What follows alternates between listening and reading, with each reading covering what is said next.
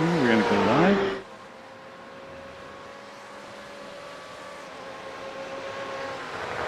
Welcome everybody to our stream. Give it a few minutes for people to join.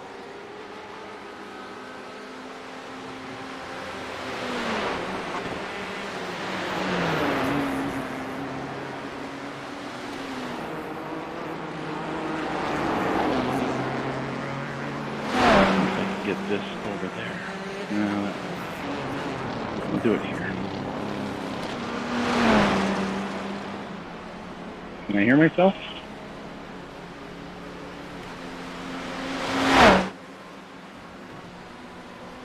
I can hear cars.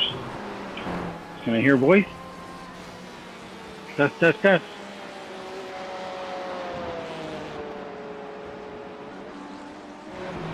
Test, test, test. Yep, I can hear myself. Cool.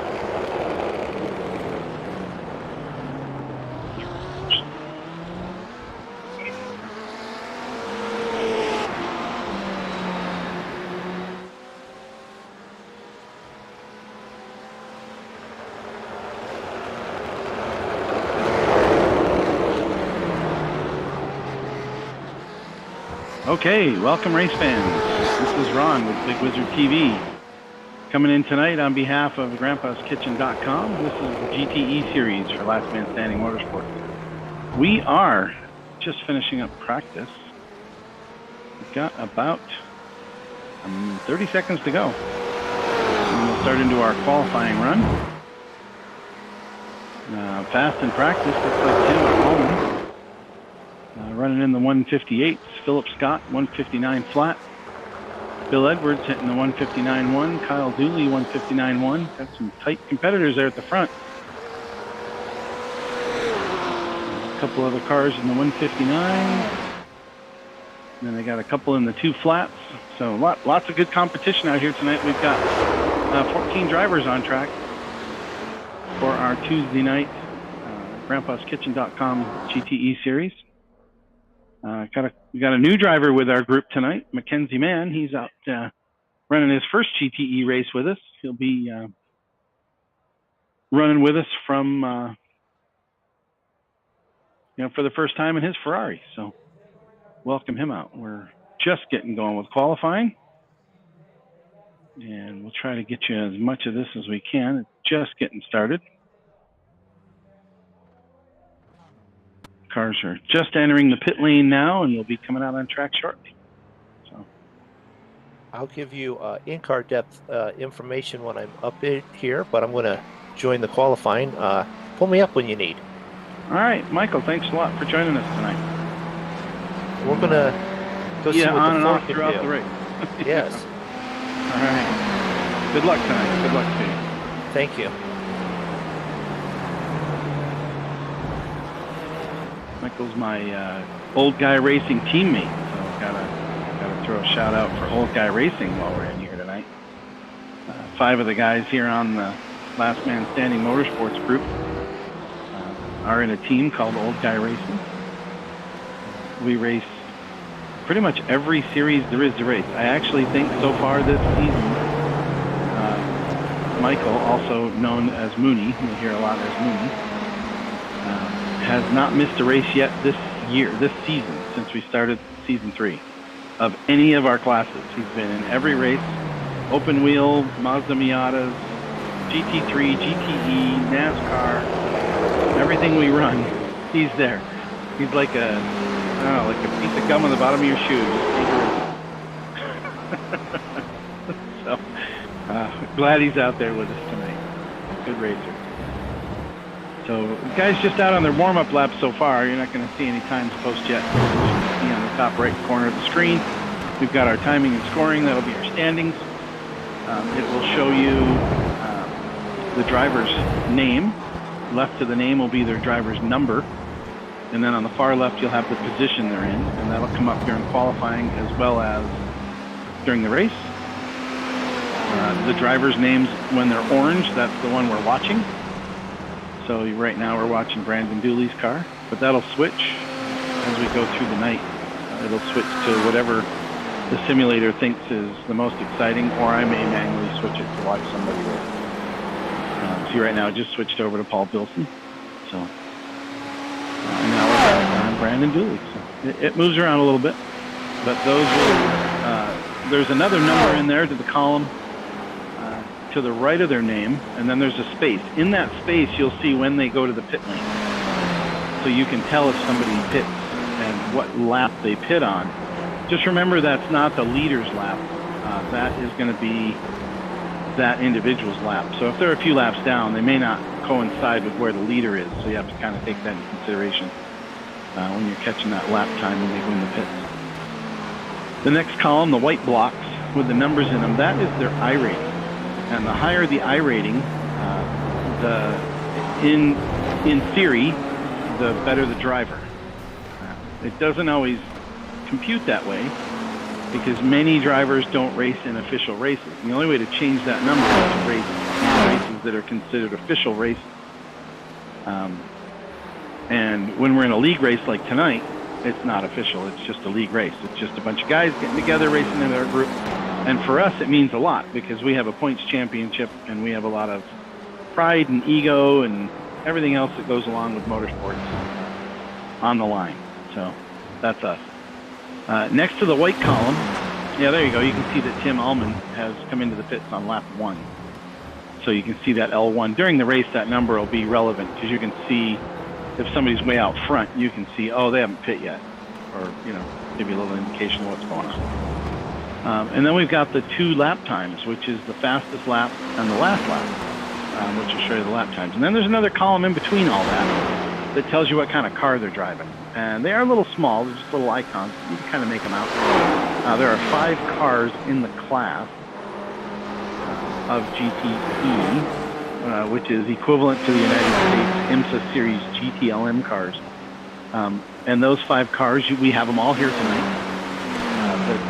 Mackenzie is, well, we just got some times in. So at the top, Paul Bilson and Brandon Dooley are both in the Chevrolet.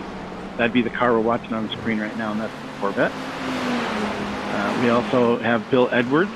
Let's go over and take a peek at Bill's car since he just got the fastest time. He's in the sponsored sponsor car, in the Grandpa's Kitchen car. Looking good with the chrome green there. And the number 50, he's in the BMW M8. And then, like we just said, Paul Bilson, he's in the black Corvette, as well as Brandon Dooley, who's currently 3rd in qualifying, and he's also in a black Corvette. Brandon always runs green wheels. You can always spot Brandon from half a track away because he's always running those green rims. Mackenzie, new to our group tonight, running in the number 10 car, also in a Ferrari. So there's the 3rd. We got the BMW, the Corvette, and the Ferrari. That's a Ferrari 488. Nice looking paint on there. Kyle is Brandon's brother, and number 37 car. He is also in a Corvette. Pretty popular car here in GTE. The newest car that iRacing has published. So that's one of the reasons you get a lot more of those than the others. Jeff Wyatt from Old Guy Racing, one of my teammates. And Jeff's running the, I think he's in the 85 car? 86 car. There's Jeff. The red and yellow Ferrari. And then who's running the Porsche? Somebody out here in a Porsche? Mike Morkred. 46 is running in the Porsche tonight, the Porsche 911 RSR. And that would be 4 of them. And then my other teammate, Michael Mooney, running in the Ford GT. This is the 2016-2017 era Ford GT. It's no longer running in the GTLM class. Ford doesn't have a car in that class today. But it was made for the iRacing simulator and it's still out there for people to drive.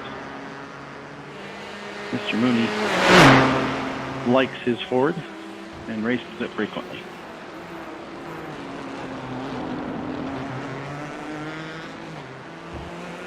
All right, now the reason everybody, if you look on the scoring chart, you'll see that everybody doesn't have a time.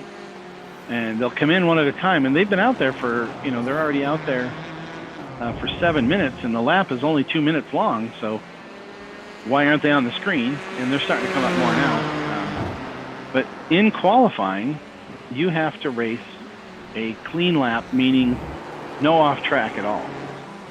So you can't touch the grass at all. You can't miss a corner. None of those things are allowed during the qualifying session. So as you watch somebody go around, they may just barely tap the corner or slide off the track slightly, which would give them a little X penalty in the simulator. And if they do that, their time doesn't count. But we've got 11 times, so everybody's starting to populate them in. We might have one or two more. I'm not sure. David, I think you're here in the booth with me. I can't really see right now. I don't know if you're going to get a time in. You were just up there to turn some laps out there, I think, tonight. Get a little practice in a little bit.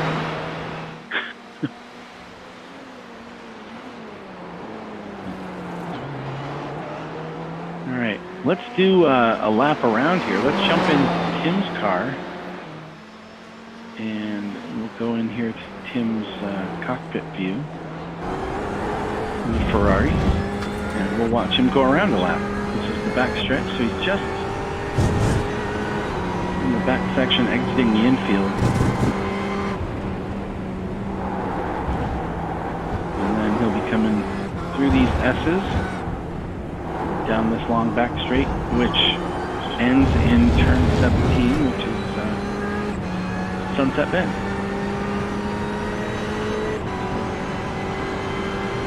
One of the things I think people need to note is the bumpy track. You'll notice the car wheels around a lot and it bounces. You can see the screens just kind of going up and down there. That's what the driver sees. This is a real bumpy track. So they just ran this race for real, the 12 hours of Sebring. It's in Sebring, Florida, northern Florida.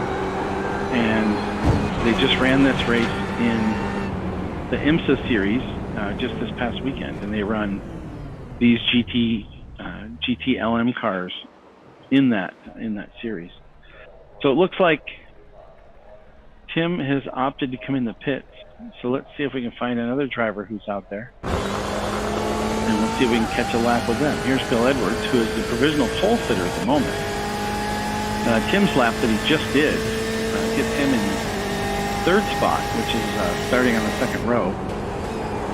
But this is turn 17 again. This is with Bill Edwards now. But watch the car just bounce up and down as he goes around that corner. I can't imagine doing this for like a 4-hour stint in a car. For real. You rattle your teeth out. But this is turn 1, tight turn 1. Pretty much wide open there. You're going flat out to these cones on the right. Slow down to those cones. Kind of give you an indicator when to hit the brakes. A couple of tight corners. As you can see, there's Mooney. Not quite catching it right. Sliding out. Trying to get the most out of his car. And Bill's down the little short chute here into the hairpin. Under the mobile bridge. Right-hander. Tightest hairpin on the track, and then off again full throttle. You go full throttle through those S's, and then through this section you're just flat out, and then you come up on a pretty hard right hand turn here, again hard on the brakes. Through right-hander. Looks like Bill goes down to first gear on that one. And then another slow down, easy through this corner. Another right-hander, and then you're flat out again across these rumble strips on the right, and then rumble on the left. Another left-hander, and then slow, hard braking to the slow right-hander. And then there's another series of S's, and then back out onto the back stretch, which is another high-speed section.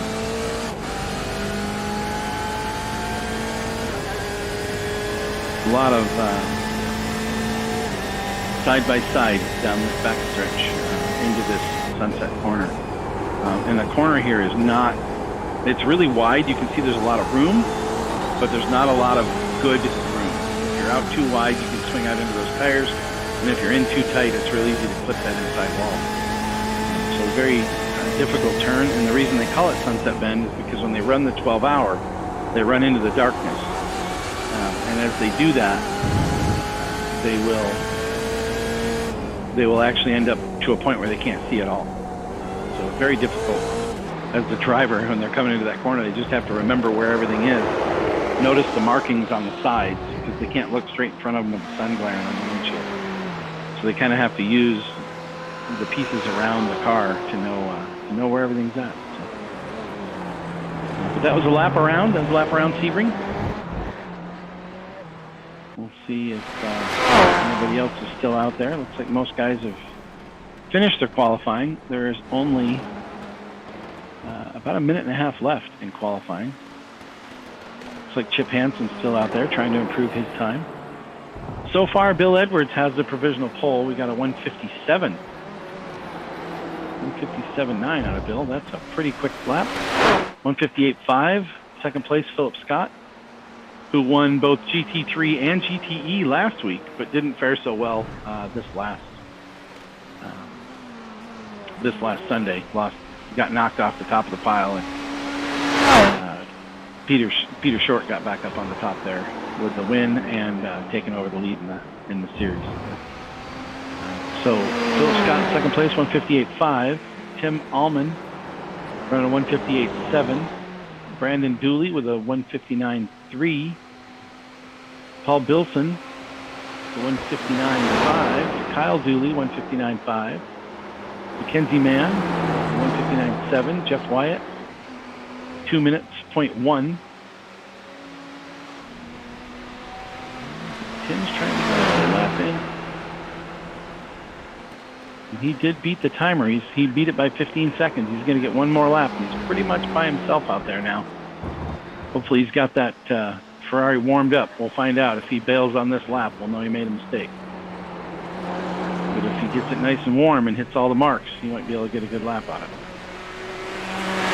Jeff's in 8th spot. Chip Hansen, 9th spot. Michael Mooney, 10th spot. Paul Allen, Aaron Mack, and Mike Marford have all done qualifying laps. So with iRacing, if you start your final lap before the time runs out, it will let you finish that lap. So we'll wait for these guys to finish. Probably take another couple of minutes.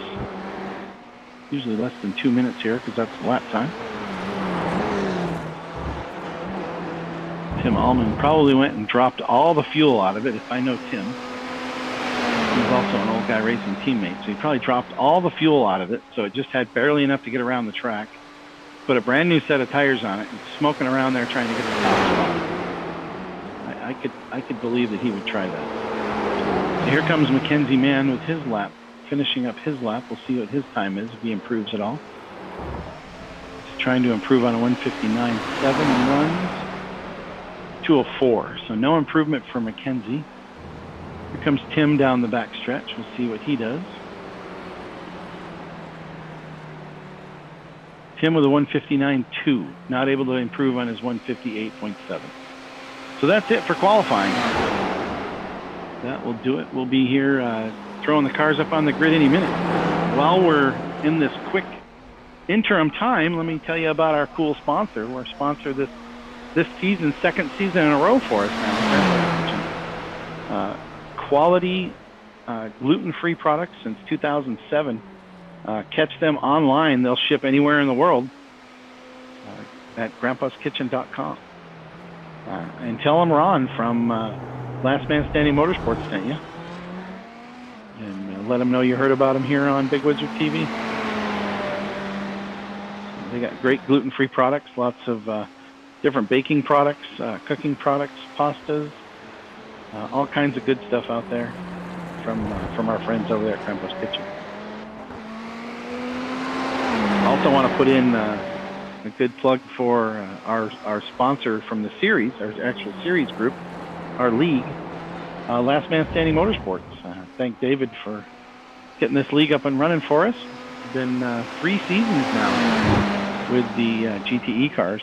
We're 5 races in on season 3. So thank you, David, for keeping it alive and keeping it real.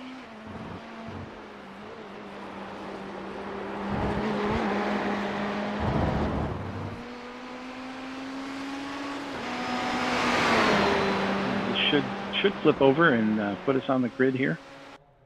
I don't believe they're going to let him finish his lap. I think he wanted to. They don't. They only allow 1 lap after the green or the checkered has fallen. So we'll do a pace lap or a parade lap, whatever you want to call it, pace lap, and then the pace car will dive in after turn 17 there, and the cars will go off and running. We'll wait for the drivers here to grid. This is standard for iRacing. The drivers may choose whether they want to or not, but they can choose to grid with the other drivers, or they can start in the pit lane, depending on how they feel the start of the race is. Turn 1 of a race is always quite challenging. Everybody's trying to get that edge and advantage when they enter turn 1. A lot of passes are done in iRacing and regular racing, for that matter, in turn 1. So let me check the feed here. See if I can mute it. I guess muting it that way works.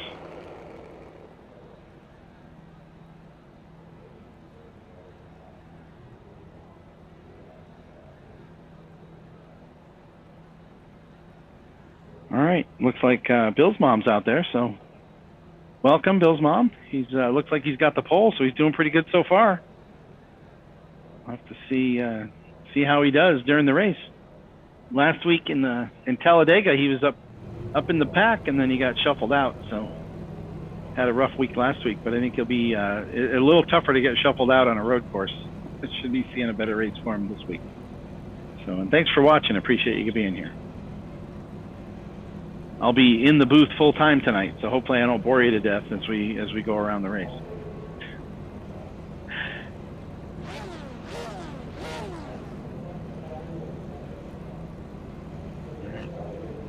So we should be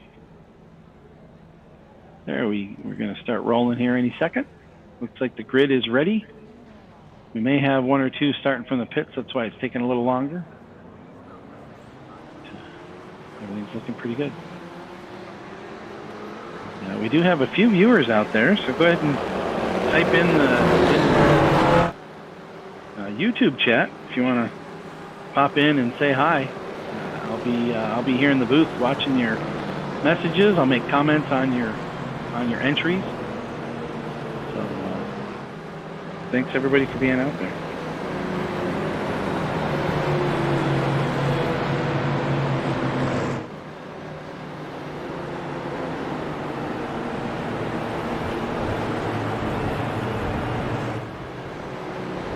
Getting our pace lap in. Looks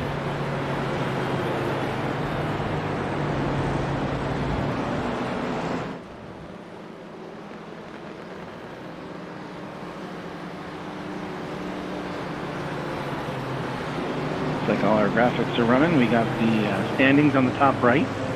That'll kind of go throughout the night. You'll be able to see throughout the race where everybody's at. On the bottom right, we've got the relative screen. It's a really good screen to watch when we're highlighted on a driver. That driver will be in the center of that screen and it'll be gold.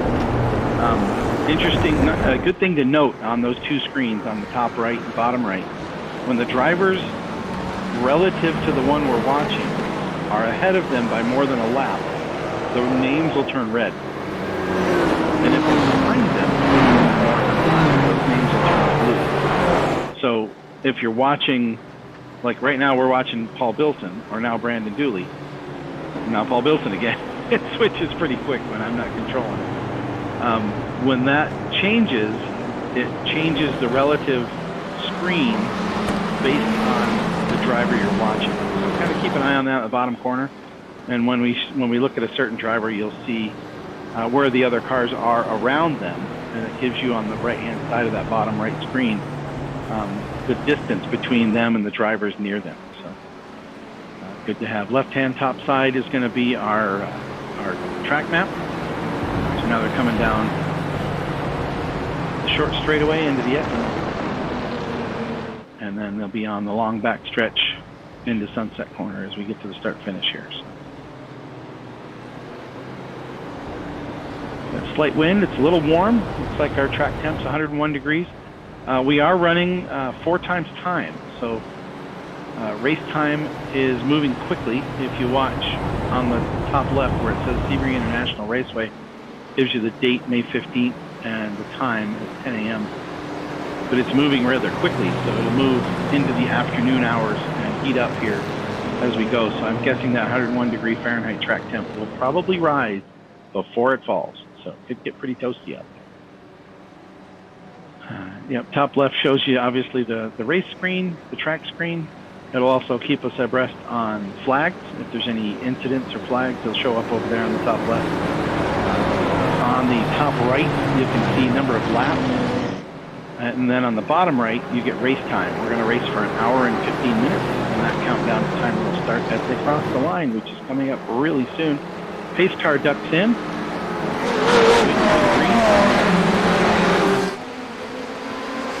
There they go. Green flag, green flag. And we're racing at Sebring with grandpaskitchen.com. Looks like Bill into turn 1. Taking the lead. Side by side with Tim Hallman. Battling down into the Essence. Tim gets a little advantage. Down that little short chute, Tim looks like he's going to pull out in front. Philip Scott right behind, also battling there for third. Trying to get up alongside Bill for second place. See how they do down this little back straight. Probably catch a little draft here. Might see some action from Philip. Into the braking zone of the hairpin. Doesn't look like he's close enough. He's got a good run out of that corner. A little smoke from locking him up there from Tim. Bill caught up a little bit there. Oh, and it looks like we got a little incident back in the back here. Oh, but everybody made it through. Everybody made it through clean. Wow, the first half a lap on lap 1, no incidents. So, running clean so far. Let's go back up front and see how we're doing. Tim's still pulled out in the front. Got a good jump off that start.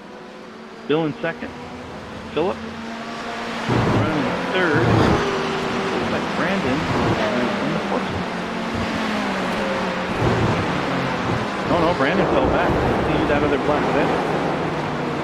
That might be none other than Paul Bilson in fourth spot. When they go across the line this time, they're coming down the back stretch now. When they go across the line, you'll be able to kind of get a refresh on the order. The lap, the standing screen on the top right won't show you the correct position on the top of the line each lap. A little hard to see there at the beginning. It filters through as we go. So, Tim crosses the line first after lap 1. Ferrari, Bill Edwards, Philip Scott, Paul Bilson, Kenzie Mann, Kyle Dooley, Brandon Dooley, Michael Mooney, Jeff Wyatt, Chip Hansen. Oh, Paul Allen's in there. Got past Chip. Then Chip. And Jeff looks like he dropped back a bit.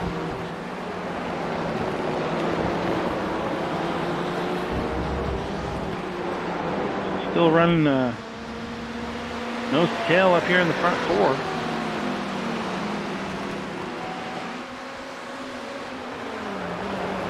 On lap 2. So it looks like we got a Philip Scott fan out there. Thanks for joining us tonight. I'll be wishing him well in our race.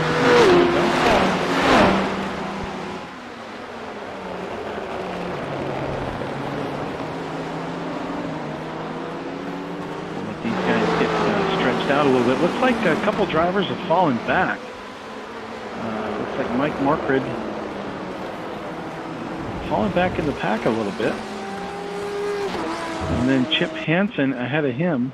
Oop, Michael's blipping a little bit. Let me get on Chip's car here. Uh-oh. Oh, there we go. There's Chip's car. When a car drops off when they have an internet issue, and Mike occasionally does, the car will blip and you won't see it for a minute. And when it does that, the screen doesn't know where to go, so it changes back to scenic screen. So when you click on a driver, you don't see them because they're on the scenic screen. So Chip must have had a little problem there on lap 2. Looks like he's coming back up through, looking pretty strong there. He is currently about 5 seconds back from Michael Mooney. And Chip's running the 10th spot. Mooney is now in the 9th spot. And Paul Allen looks like he's pulled up into that 8th spot. So let's take a look. See if we can find Mr. Paul here. Usually riding number 55 Corvette. There he is. Oh, he's pulled in front of Jeff even into the 8th spot. So good run for him. Paul likes this track. Paul is our most elderly teammate or league mate here. Paul's well into his 60s. Not that old, but still running. He runs a pretty good car still out there for not being a young pup like some of these guys. Some of these guys are in their 20s. Some of them are even younger than that. Us that are no longer in our 20s try to keep up with them. So Paul Allen's a great driver, great guy. Been in the league since real early on. You know, he's been there longer than I have. I've only been here from season 2 forward. So. No, that's wrong. I got in the middle of season 1. So up, and there he goes. Paul has had an incident off track. Aaron Max catching him because of that incident there. Hopefully he'll try to get by here. But Paul didn't hit anything, just went off track a little bit. Real easy to do here. Nice and toasty hot. We're at 104 degrees. And as I was expecting, it's going to climb. So getting a little toasty. Let's go back up front, see how we're doing. See if Tim's still got a hold of that lead. Oh, he does not. As they come around across the line, it looks like the number 50. So Bill Edwards back out front. 1 second lead now over Tim Allman. Paul Bilson there in third has gotten past Philip Scott. But it's still tight, 3 seconds between first and fourth at this point. So still tight racing up front. Any little bobble or slip up, you'll probably lose your spot, or more than one.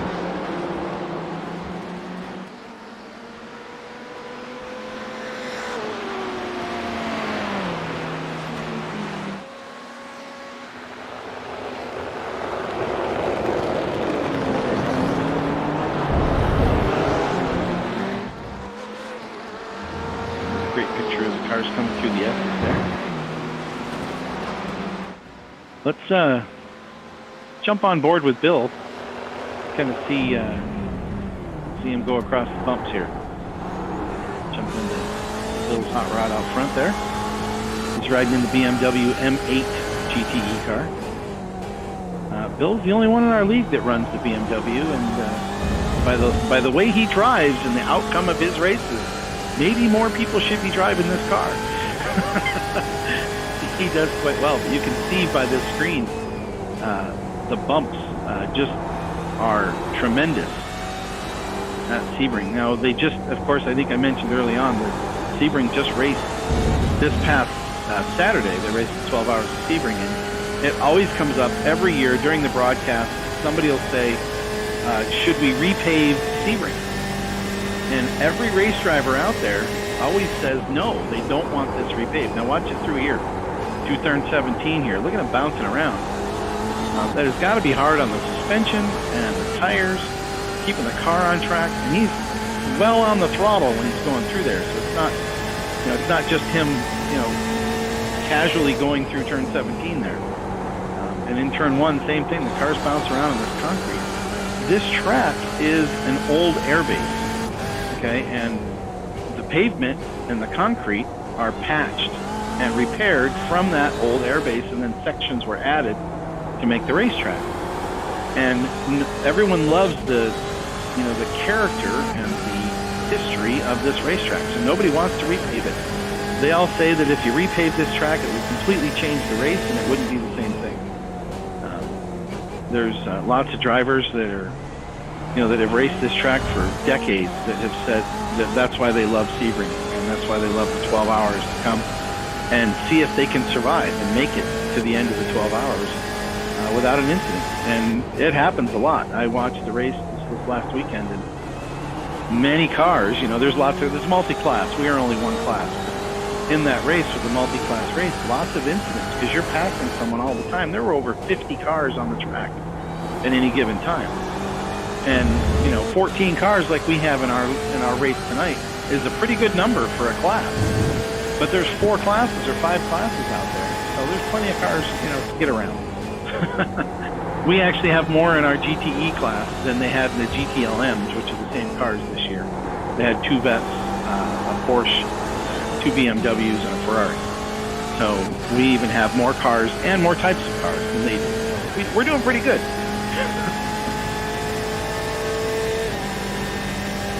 As you can tell, it's definitely rough on the driver. It's rough on the cars. And right now it looks like we're stretching out a little bit. Paul Bilson has dropped back. Philip Scott looks like he's picked up that 3rd spot again.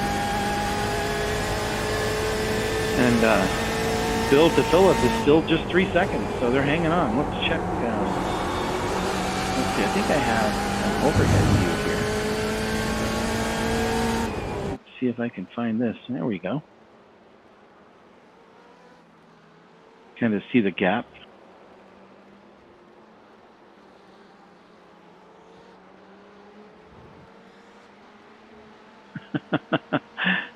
Bubble wrap, huh?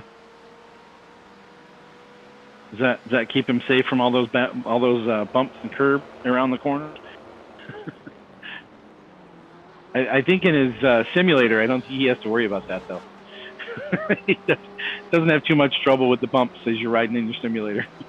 Although there are some devices you can buy that actually play a bass sound through a speaker underneath your seat to give you the feel of going over bumps. So maybe Bill's got one of those. Not sure. But Bill's still out front. We'll go back here to Tim. We'll kind of go through the field here. Bill was our Season 2 champion. So kind of leading off Season 3 where he left off at Season 2. Season 2 won our championship for the Grandpa'sKitchen.com GTE Series with Last Man Standing Motorsports. And he is leading the points right now. So doing well in our series. Glad to have him up there. Little rabbit for everybody to chase.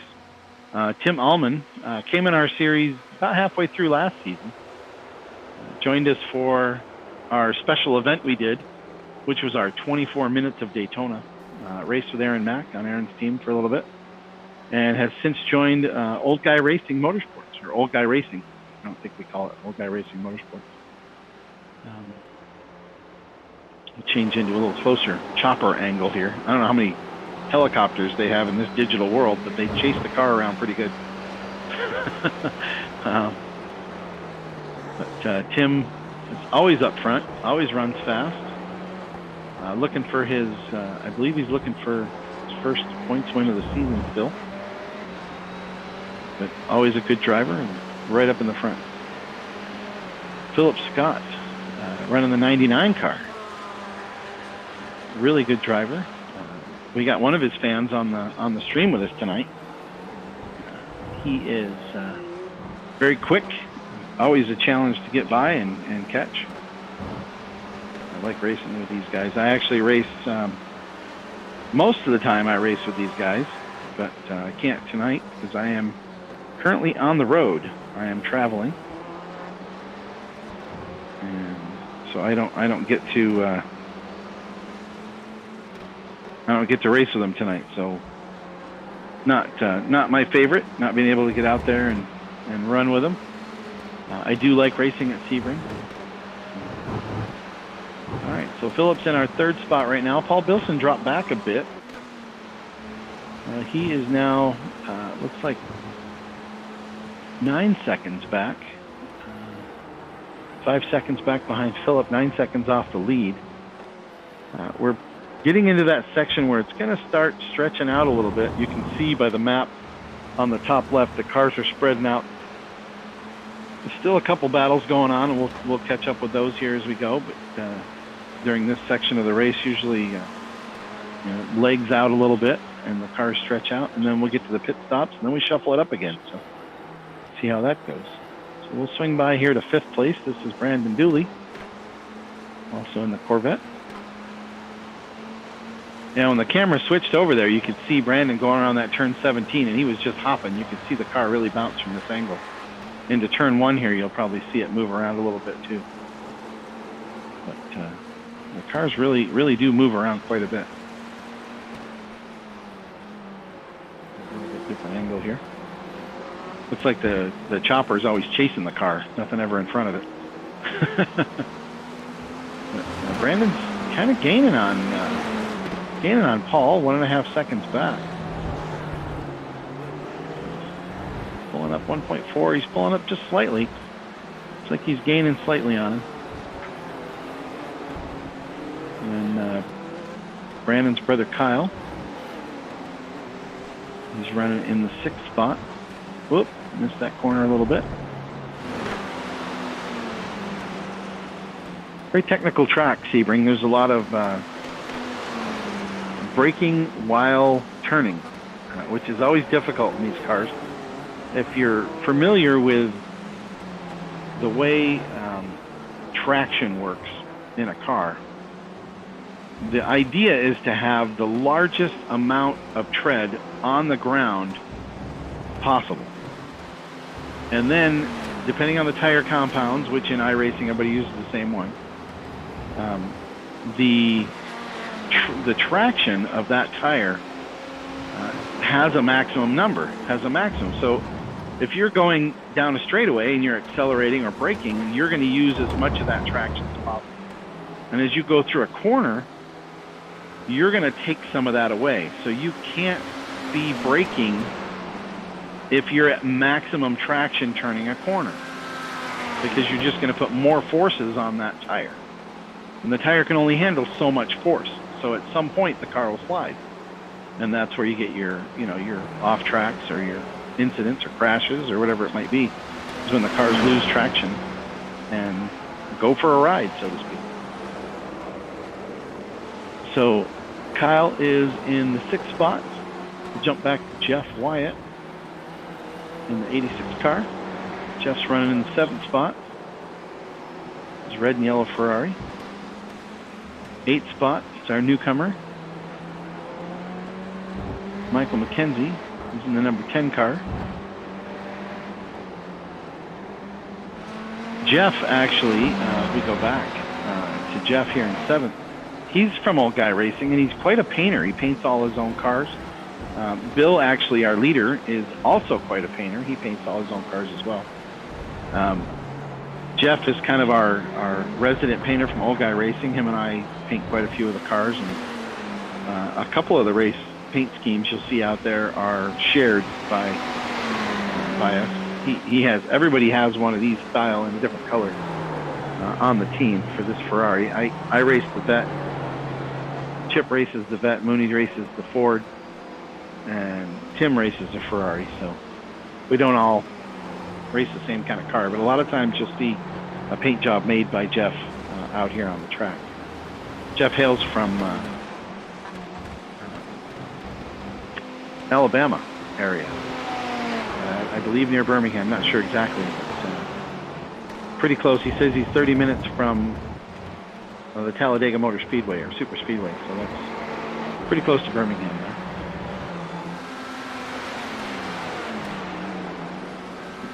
Michael McKenzie. I'm not being new. We don't have a lot of info on Michael or on McKenzie. McKenzie man. Well, I think I've been calling Michael McKenzie, but it's McKenzie man. This is his first GTE race with us. He's jumped out here in the Ferrari, and this is actually race 5. So the GTE racers are warned they can take 4 races to pick their car. whatever car they start with on race 5, that's the car they have to race for the rest of the season. And that is a point penalty if you change cars. Some tracks you can get a car that might go a little faster than another car, and then you go to the next track, and you might be able to beat that time by a second or two with a different car. So the rule in Last Man Standing Motorsports is once you get past race number 5, you have to stick with your car. You can't change. So that's kind of, it for the rest of the year. These guys running these cars tonight, that's what they'll be running for the rest of the season. And season 2 is 25 races long, so this is quite a season for us this year. And it's a very beginning. We're, a fifth of the way through here at race number 5. So let's see, Mackenzie Man in 8th spot. Let's jump back to Michael Mooney. He's running in the 9th spot. Running his Ford GT. Blue and black, normal colors for Mr. Mooney. Got a little turquoise in there, a little bright color going along with it. Mooney also paints his own cars. He really enjoys painting and taking care of those things. Looks like he's got a little bump on the front end of that. Maybe he hit something or someone going around the track. But the front looks a little not as clean as it did at the beginning. So probably had a small incident somewhere.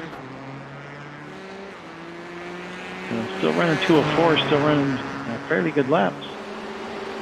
See Aaron Mack running a 21 car. He's in a BMW, so there's the second BMW. I forgot that Aaron was in a BMW. He's back in the 10th spot. That's our top 10. I'm not very consistent. I keep talking about other things. So it takes a while to go through the field, doesn't it? Let's see where we're at. I guess we ought to pay attention to the race. Where are we? We're 20 minutes in on this hour and 15-minute race. We're at lap 10. Go back up front to Bill. He might be across the line already, so he's on lap 11.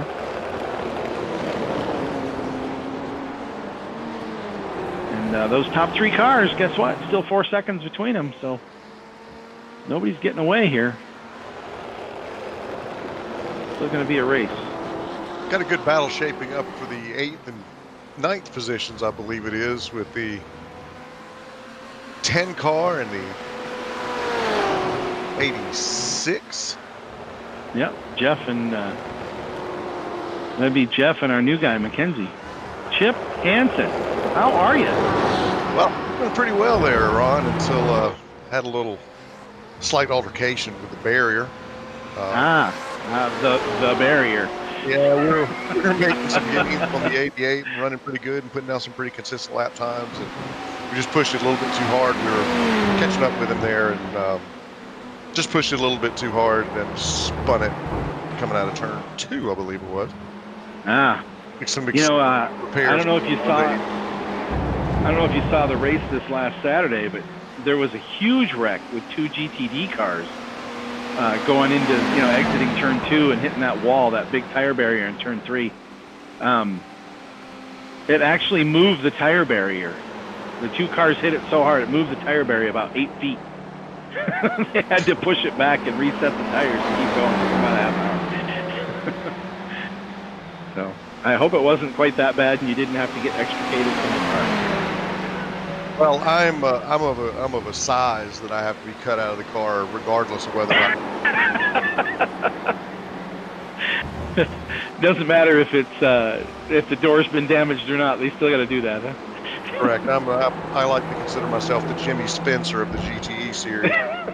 There you go. Hey, what? Well, I'm continuing to watch this battle between the 10 of Mackenzie and the 86 of Jeff Wyatt. Wyatt is holding him off, but McCann is really, really coming on. He gets right in his tire tracks. Yeah, I got it up on the screen here. It looks good. Looks like a great battle. It's like the tightest action on the track at the moment. Although it looks like 4, 5, and 6. Oh, what we got going on? Brandon Dooley, something happened. Something's going on. Let me swing over. Oh, Brandon dropped back. He was in 4th, now is in 5th. Now he's back to 6th. His brother Kyle got by him. Oh, but there's some tire smoke. Ooh, Kyle stays in front though. Yeah, we got a couple battles around the track. Some good racing. We'll go back here to this 86-10 battle. This has been going on for laps and laps now, Chip. You've been on top of it. Yeah, I mean, I know Jeff was, by my standard, pretty quick in practice. I think he'd tell you he'd like to be a little bit faster, get down in the sub 2 minutes, but he was the quickest of the over 2 minute qualifiers with me right behind him. Look at this run. Mackenzie's got to run down the Almond Straight. Run. Oh, there he goes. He looks like he might have him. We'll see how he does down at turn 17. The 87 still has the preferred line if he drives it in hard enough. But I believe he's going to clear. I believe the 10's going to clear here. Yeah, he's got to make this corner. This is tough on that tight angle he was on, but it looks like he's got it. Great. Another big power move down. Oh, and they both jump into the pit lane. Jumping into the pit at the same time. Wow. Looks like pit stops are underway. If you look at the timing and scoring, this lap 22, these guys are in. They didn't make any contact, so this is a scheduled stop. And we'll see. We should, at this point, we should start seeing numbers pop in. And I see your Corvette sitting there, that Gamecock's red Corvette. Gorgeous car.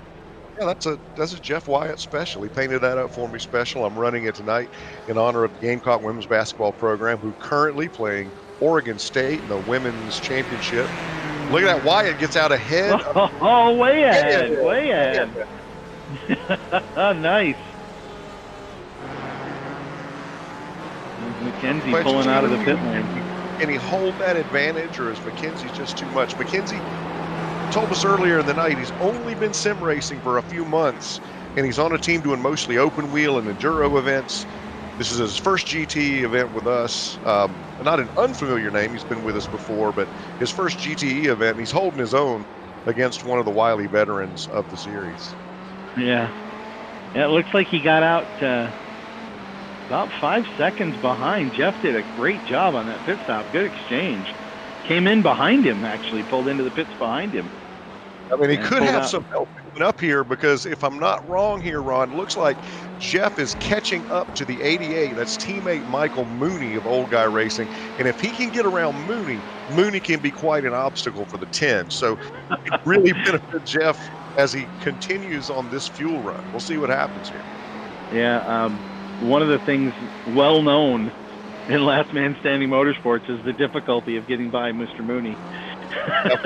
I'll tell you, Mooney was a lot of fun to drive with. It doesn't matter if he was 16 laps down to his grandmother, he'd put her in the wall to take the spot. Yeah, great driver though. What's great is what you just saw here on the broadcast between Jeff and Mackenzie. This is Last Man Standing Motorsports. This is the way it's done here at grandpaskitchen.com GTE Series. These guys run door to door, nose to tail, lap after lap, and do not run into each other. It's not a series or a league where you're going to be beating and banging. Clean racing all around. Everybody respects everybody else. But like we said about Mooney, he will never give you an inch. You have got to earn it when you go around him. It's a great group of guys to run with for sure. They all race really respectfully, clean. And I think sometimes maybe last man standing is almost a misnomer, because that gives it the impression at first glance that maybe it's some sort of, everyone gets wrecked and whoever makes it through the wreckage is going to win the race. But it's not like that at all. I think that's more of a nod to the roots of endurance racing with last man standing. Yeah. It's the name comes from actually a TV series that was out back, I believe, in the 90s. I'm not familiar with it myself, but it's a little older TV series, and that's where the name was coined from. So, but good guys, I think, is the whole theme of that series. Is good guys can still do well, and they can be the last man standing. So. Well, that would sum up this week well, I think. Yeah. We're all a bunch of good guys out here racing, trying to be out there at the end. Everybody wants to finish this.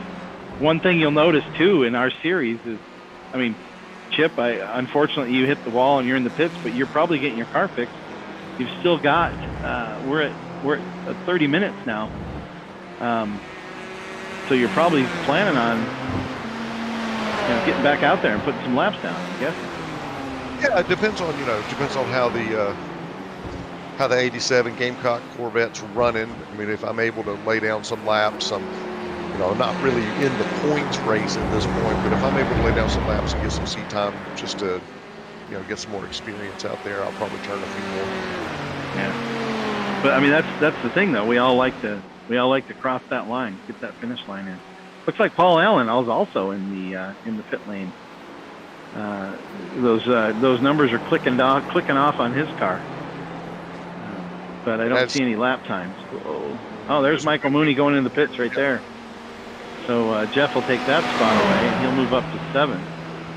I'll tell you what, Mackenzie Mann is coming on again. He has closed that gap down little by little, nibble by nibble, turn by turn, and he's going to be back in the hunt for that position very soon.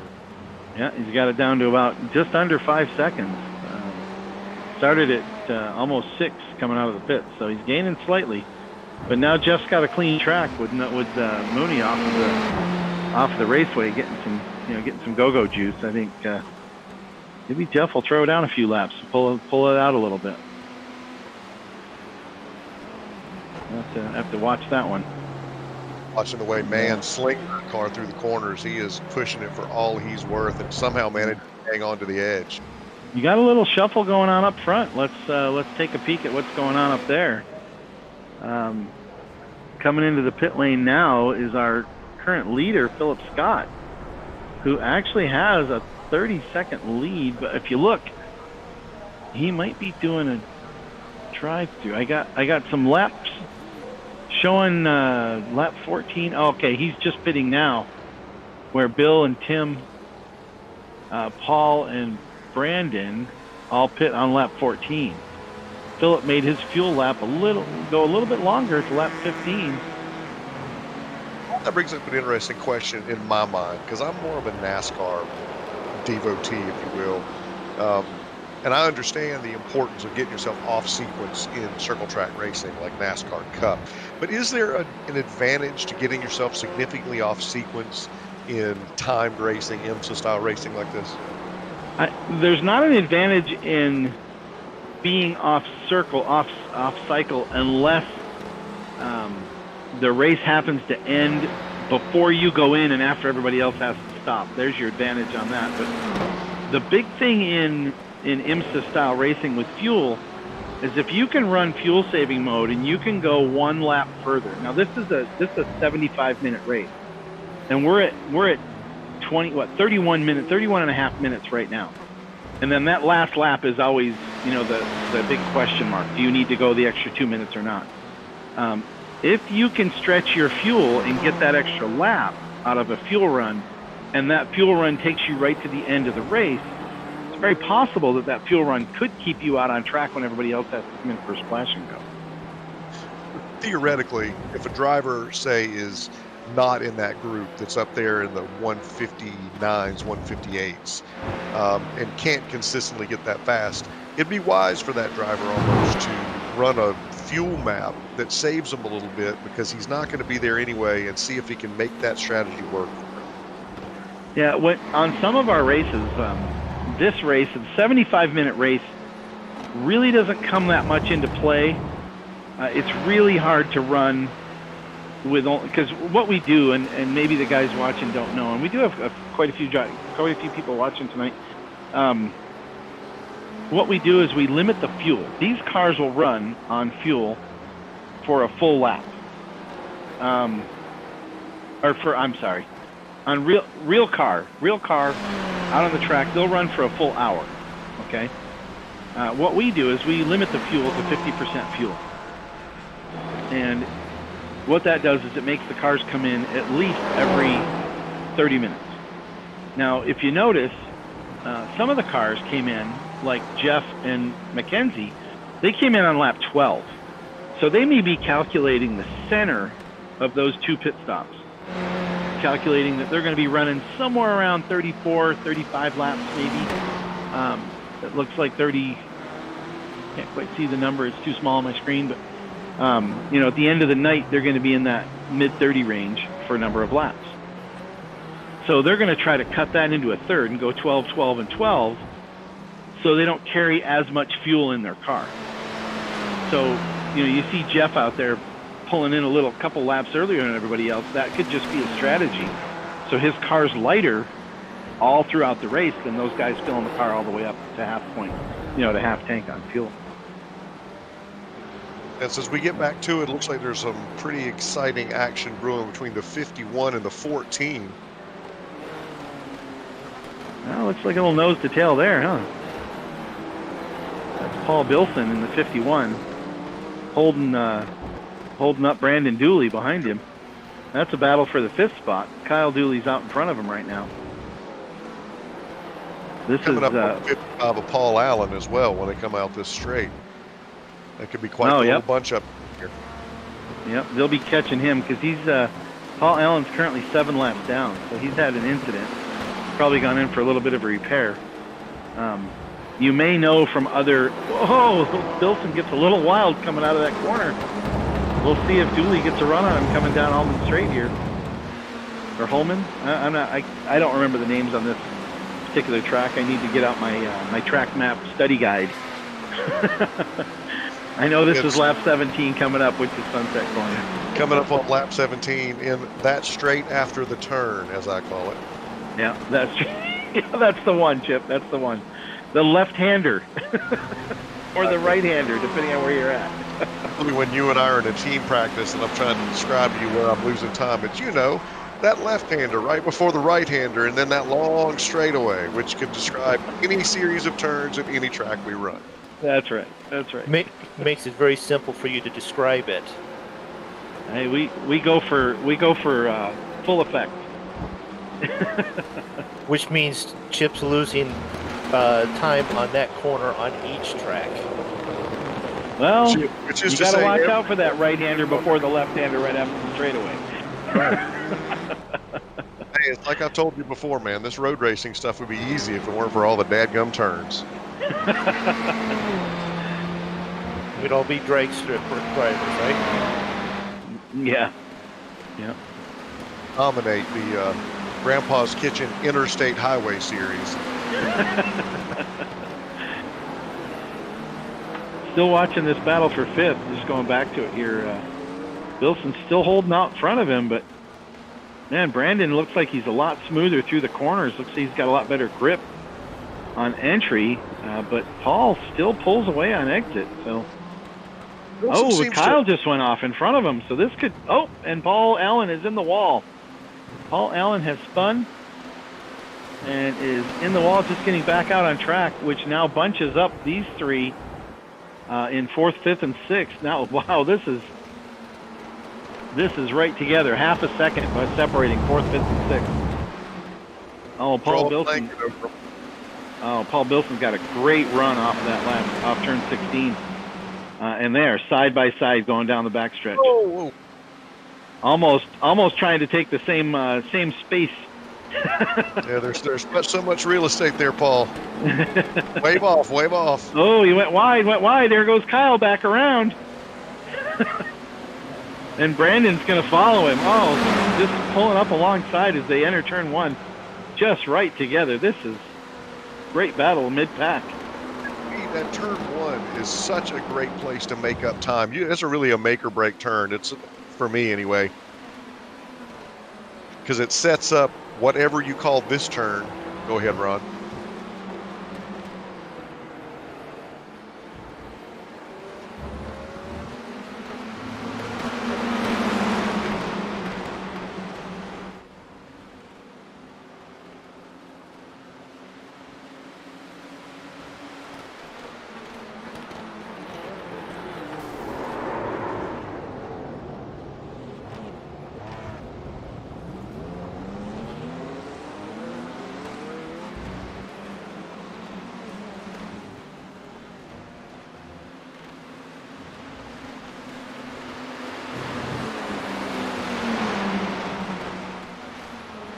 Thank you, Mike. Just a little racy there.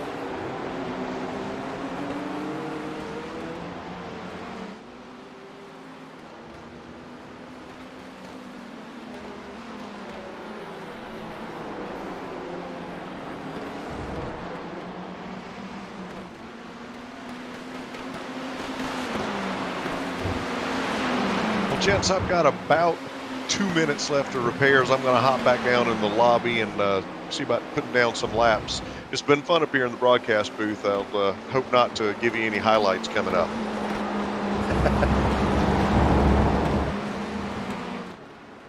Highlights are always welcome, Chip. Just don't make them wreck related.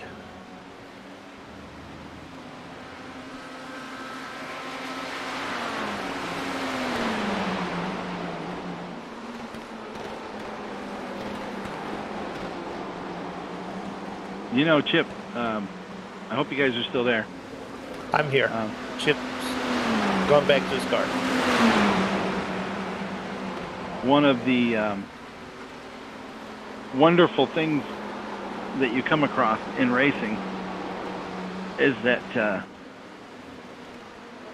I'm out here on the internet and my timer ran out in the hotel and it cut me off. Timer? You have timer on the internet? Well, yeah, you get a day, right? You get 24 hours, and then you have to sign in again. So you're going to have to time your timing. Yeah. Oh, and we just had an incident here. Paul Bilson has hit the tires, and that let Brandon and Kyle get away big time. And Mackenzie actually pulled in front of him, along with Jeff Wyatt. So, wow, he is back to 8th spot now. He was running in 4th, battling 4th and 5th. So a big blow to Paul Bilson. We'll see if he has to go in for any repairs or if it was just cosmetic. Oh, there's another car. Jeff Wyatt's off. Oh, wow.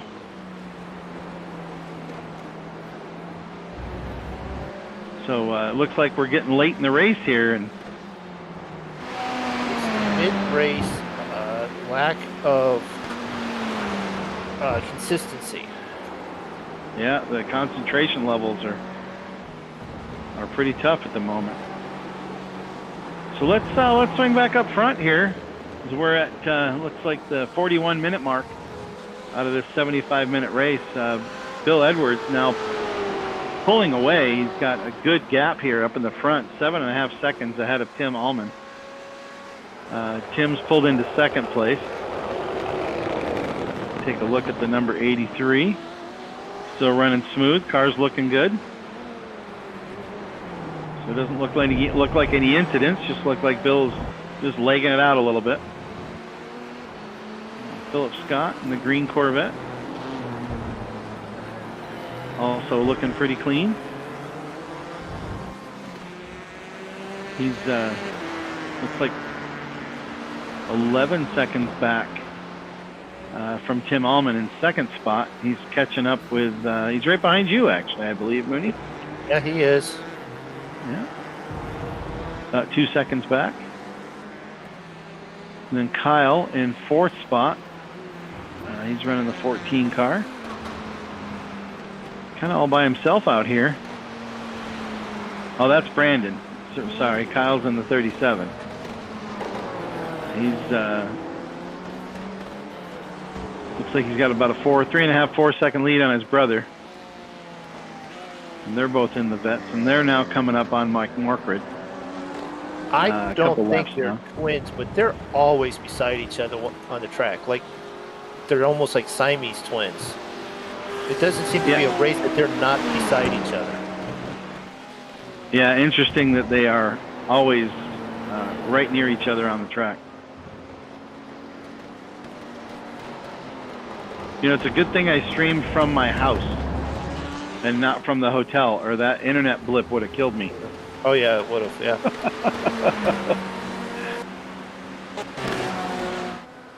So for those, you know, doing the calculations at home, they got their slide rules out, trying to figure out what I'm doing. I have my iRacing account running on my computer in my basement. That's actually watching the race and streaming the race. And I'm in a hotel room using Discord, and I've got 2 Discord users, and they're linked in this broadcast booth, so you can hear me talking. And Come hopefully on. it doesn't echo for you like it's echoing for me. I get a little time delay on my own words here.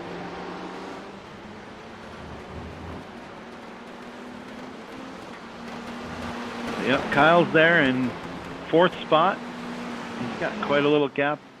Looks like 3.5 seconds still on his brother. There's Brandon in 4th. You can see him coming up short straight behind him. Mackenzie Mann, first time out with us. Running a real solid race, very clean run. And that Ferrari, he's running in the 6th spot. Right behind Chip Hansen, who just left our broadcast booth to jump back in his car. So good job, Chip, for getting that front clip put back together and getting back out there on the track.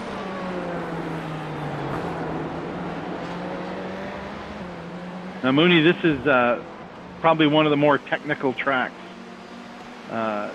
Yes. And it adds a little level of difficulty with those bumps. Well, yes, and that's something I was working on a practice last night with the guru from Old Guy Racing, and it did an awareness test and knocked 2 seconds off my time. Well, I'm running the time before the 2-second knockoff with the damage on the car because lap 2, pushing it, trying to get away from another driver that I'm not comfortable near, and put it tire off the wall, just off the grass enough, and then put it into the wall. So I'm running with some front fascia damage. Still got another minute worth of repair, but I did not. Took a couple seconds of it, but I don't want to be lackadaisical with. Okay, I'll just take all the time to fix it right now because I don't want to lose the heat in the tires either. Yeah. Because you get a feel for the track, and then you want to keep that feel going. Well, just a note, if you can see, I mean, you can't because you're driving, but those at home watching, you can see on the track map that some of the cars are white, blue, pink, green. So the green car, that's the leader. All the white cars are on the same lap as the car we're watching, which currently is Mackenzie Mann, and he is the pink car. So if you look at the track map, you'll see he's chasing the leader, number 50, and he's on the same lap as all the white cars, which is the first half of the field. And then the blue cars are the ones that he's lapped, that are a lap behind him. And then if you get to a car that is a lap down to the leader, then all those ahead of him are red. Right. So if I look at Chip's car, who's right behind on track, he's right behind Mackenzie. But when I flip to his car, you'll notice all the cars on the track go to green, or go to red. Because he's a lap behind all of those cars. And it changes on the relative down to the bottom right as well. Yeah. But if we go up to the leader and see what Bill's doing, you'll notice a lot of the cars turn blue. If I can get it to switch, there we go. And the white cars are on the lead lap chasing him down. So right now, he's not really getting that close to anybody to pass him and put him a lap down. He is approaching a lap car. Aaron Max is in front of us. Now, interesting fact about Aaron. Aaron's one of our servicemen serving our country in the military right now. And we throw the big thanks out to Aaron for that. He is on assignment right now in the East Coast, and he's in a hotel room. So similar to me, and I'm sitting here broadcasting with obviously no ability to drive in my hotel room. But here he is in a hotel room. He's got his steering wheel set up attached to the ironing board, and he's out racing. So, yeah, hats off. Hats off to the 21 car. Doing a great job still out there. He's a couple laps down and putting on a good show for everybody. And he's here as much as he can be with his schedule, and he's on assignment there for, I think, what is it, another month? A little more than a month, and then Yeah, I think back 6 at more his weeks. regular- Yeah. his regular base for the rest of their turn, and then he's back to North Korea, possibly. Yep. So Yep. He's definitely our serviceman of the group, and thank him regularly for being out there keeping us all safe.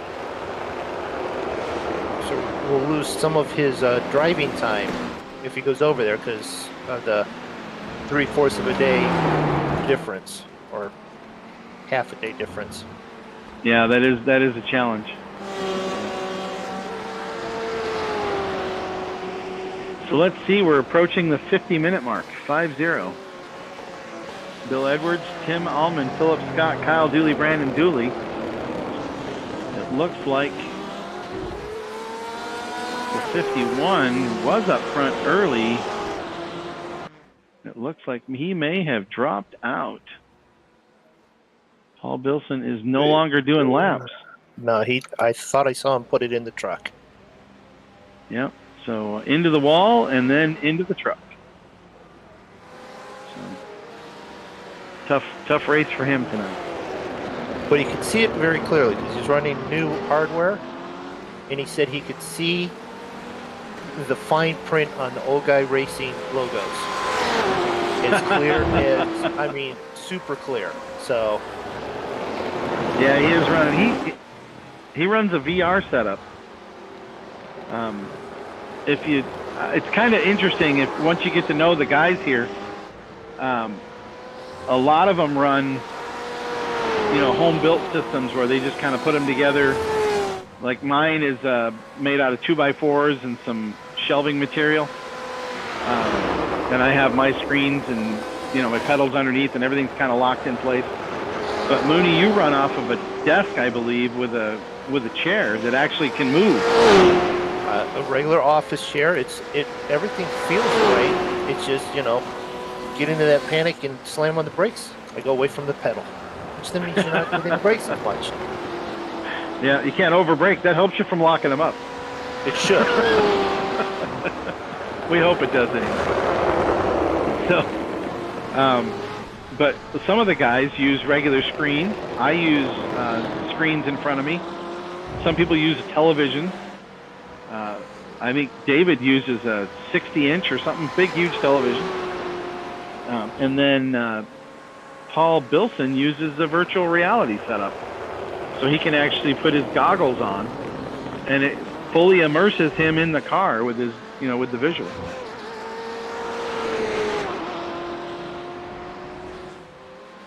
So everybody's got a little bit different setup, and you'll hear people talking about, their monitors or what brakes they use, or something like that. In some of our other series where we throw the broadcaster right into the pile in the lobby. You get to hear everybody talking. But that, in that chat room, you hear a lot about, my wheel just lost force feedback, or I've heard where my wheel just stopped working and the car just turned left. Heard a lot of things. Because you're not dealing with a real car. You're dealing with a simulator, which is electronic equipment hooked to a computer, sitting in a room in your house. But that causes you to have the same gremlin bugs. These are computer issues as opposed to the engine won't fire correctly. Right. Electronic ignition goes out on your car. Similar. Oh, Kyle loses it a little bit. Oh, hangs on, but loses the position. Loses that position to his brother, who is now cruising away in front of him. Picked up 4 seconds. Kyle just barely started slipping sideways. Caught it, and his brother Brandon went right by, and that's for the 4th spot. So up front in the competition, a little change in position there. Trying to chase down teammate Jeff, huh?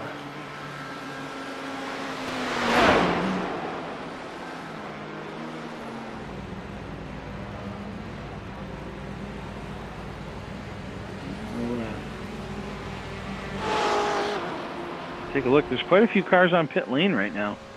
Fuel stop. Okay, we'll go and take a look. Here they come. Everybody's coming out. Here comes Mike Markred. Oh, no, that's Aaron Mack. And right behind him, Philip Scott coming out.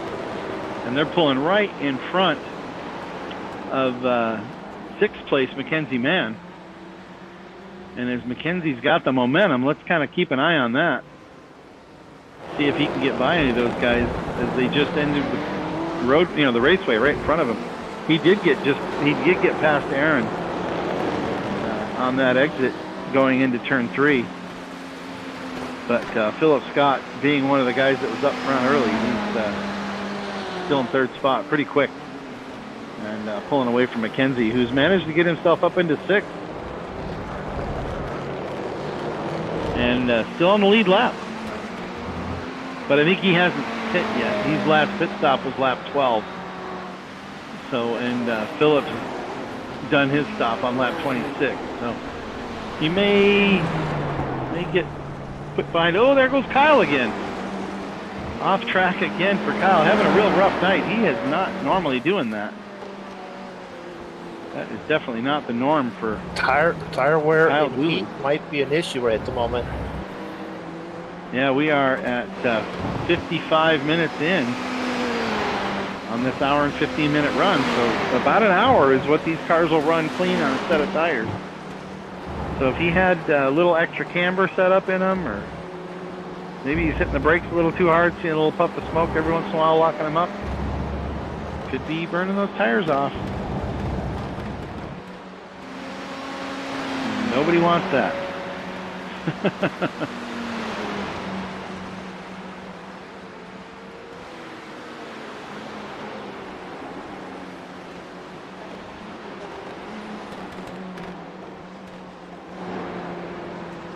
Hopefully we still got our viewers. I'm gonna go check and see if people are still around. I'll flip this over to exciting as Kyle pulls into the pit lane. Right in front, right behind Mackenzie coming in for his 2nd stop. So these guys should be able to make it here the last 20 minutes on their own. And looks like we still have our viewers. So thanks everybody for watching tonight. A couple people have chipped in some info and chat. And it looks like, Michael, you're holding off Brandon. Yeah, he's Keeping him in check behind you. Yeah. At some point he's going to go, get out of my way. And well, maybe he's setting you up for a run. Looks like somebody's really smoking up in front of you. That was Mike Morkred. was trying to hide the corner with the smoke. Porsche there.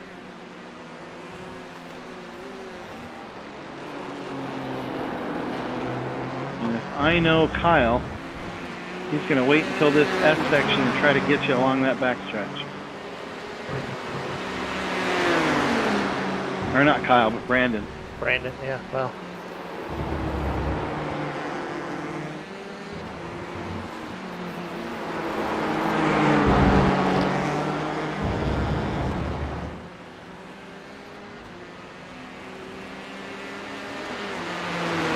Watching this live here, Mooney is able to hang on, got a good run down the straight.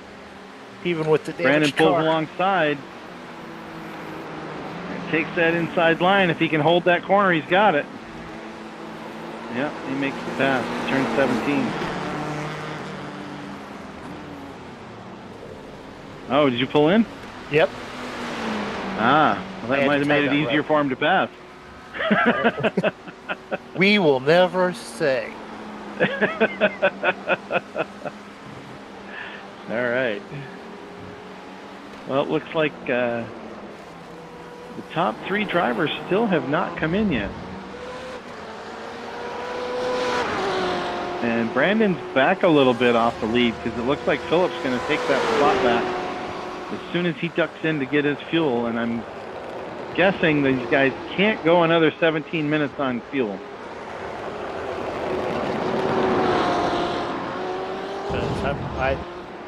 Myself and Aaron are a couple of the longest runners on the fuel from the first stop. Well, these guys pit on lap 14. They're still out there. Yeah, I could have gone another 2 laps, but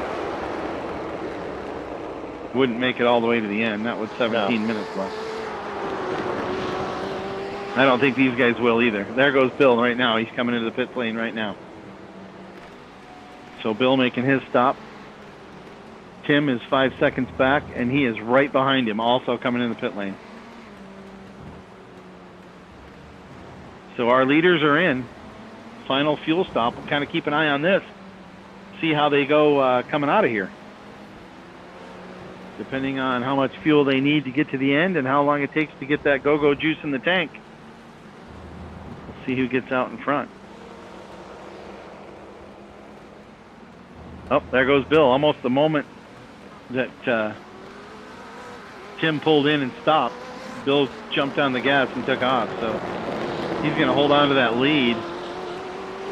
And we'll kind of keep an eye on Brandon here. See what he's about to do. He's also pulling in right now for his stop. So we're on lap 29. We've got about 15 minutes to go.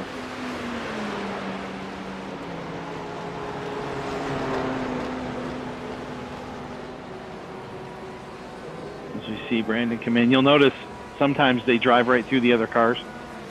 On pit lane, if you're in your pit box or in any pit box, you can't be hit by another car.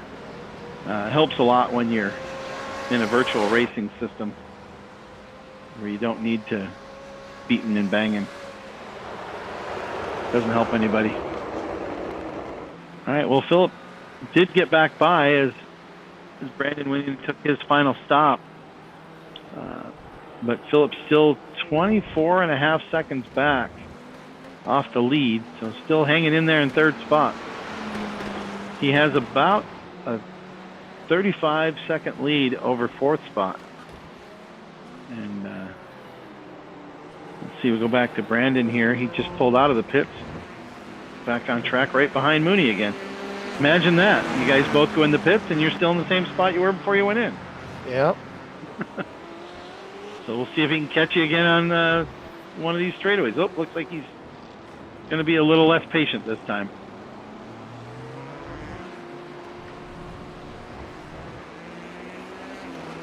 No, he gives it back. He locked him up.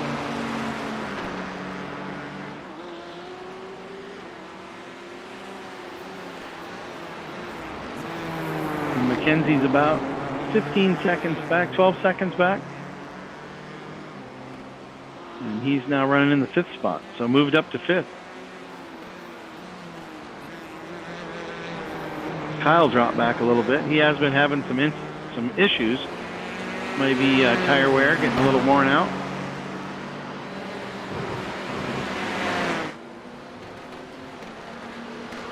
Trying to stay on the lead lap. Looks like the leader's catching and has caught the sixth place driver. Jeff Wyatt in seventh is already a lap down.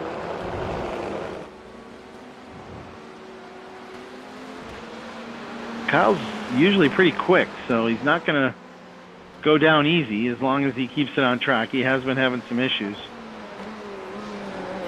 So if he can keep it on track and keep it rolling in the right direction, he'll be able to hang on to that spot and stay on the lead lap. Nope, we have a smoker on pit road.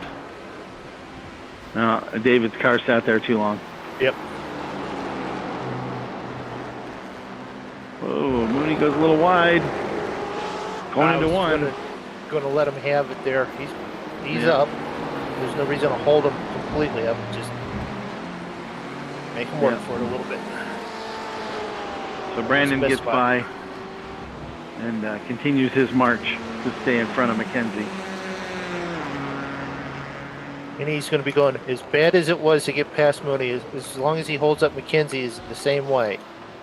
Don't worry, Brandon. I make that for everyone, including my teammates.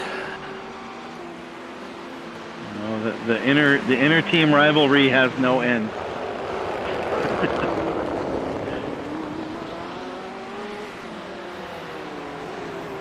Let's jump back up in the front here.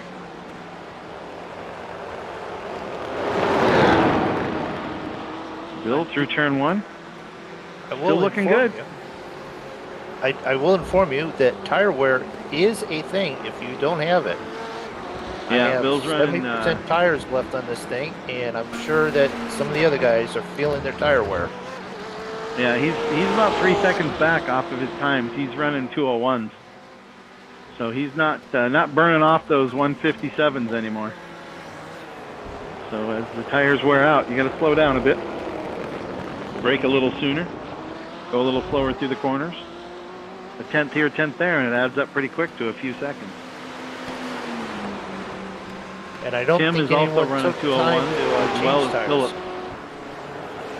So all 3 drivers up front are all running about the same lap times. 12 seconds back to Tim, 25 seconds back to Philip. That looks pretty stable. Looks like Brandon just pulled a 201. Nope, 203.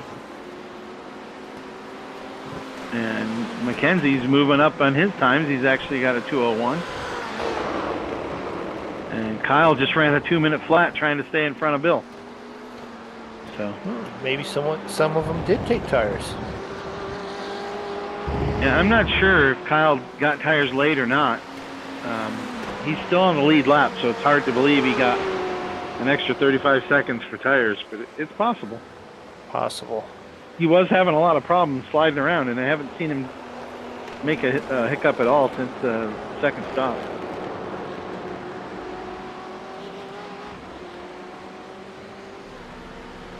It'd be nice if we could jump like an in-car and, hey, Bill, how's it going? How'd you do on that last pit stop? They're concentrating right now. It actually takes quite a bit of concentration to drive one of these simulators at the full speed. Happy that Mooney's jumped in the booth here. It's not easy, though, I can promise you. No. I got to take the edge off of being angry and overdriving it by trying to be polite and courteous in the box, so it's a benefit for myself to help you guys out. And you're holding your own. You got a 2-lap lead on the guy behind you. You're in 8th spot. So. I'd like to catch Jeff and Kyle, but I don't think I can. I think they're a little bit too far out in front of me. Well, let's swing over, take a look at Jeff, and see what he's doing. Looks like he's got lead lap cars in front and behind. He's got the leader Bill in front of him, and second place Tim is just a few seconds behind him. So he's in a little lead lap sandwich. That puts him Running about pretty 50 clean. Just did a seconds 202 behind me. last lap. 50 seconds behind me, puts him a minute ahead of me.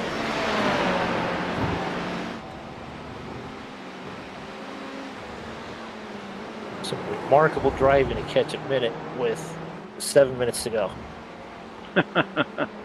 Well, if you need to drop out and concentrate, we understand. I don't think I'm not going to be able to catch them, so I need to concentrate on just being consistent. So the best way to do that is, as I have been. Well, 5 laps to go. 4 now. 4 to go, according to the simulator computer thing. Says we're on lap 32. Scheduled 35. Well, it was originally scheduled 39. But our time is running out. We are at 1 hour 7, almost 1 hour 8 minutes. So we have about 7 minutes to go. 2-minute laps. You're going to get about 3 to 4 laps. Oh, and Jeff just locks him up. Oh, goes off track in turn 3.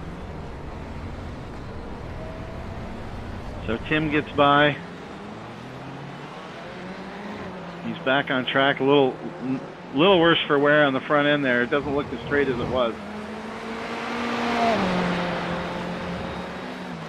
And that's the guy you're trying to catch, Mooney. I know. Yep. Not trying to get you excited at all, but hurry up, you're catching him.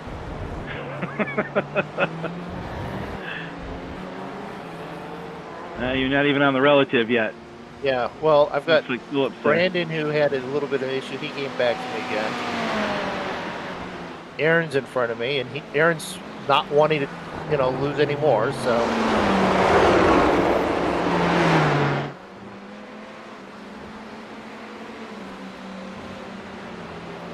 I'll take pride in I will be the highest driving Ford in the race.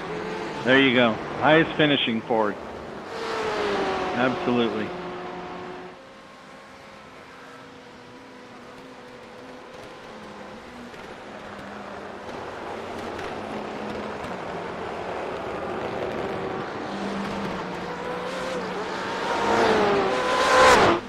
Enough of that camera view.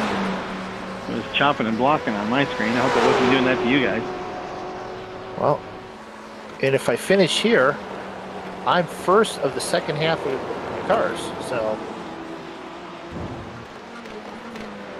No, that actually looked pretty good on the stream. So. It's starting to skip a little bit. That's probably my hotel not being able to keep up with what's going on at my house.